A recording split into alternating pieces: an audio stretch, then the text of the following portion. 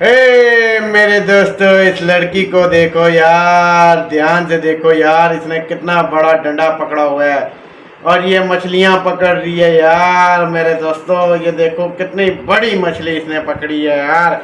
ध्यान से देखो मेरे दोस्तों, इसने बहुत बड़ी मछली पकड़ी है और ये देखो कैसे पकड़ रही है। ये मछलियां पकड़ना इसका काम है और ये बहुत बड़ी फिश पकड़ेगी। इतनी बड़ी फिश होगी कि आप सोचते रह जाओगे। देखो कितनी प्यारी फिश पकड़ी है इसने।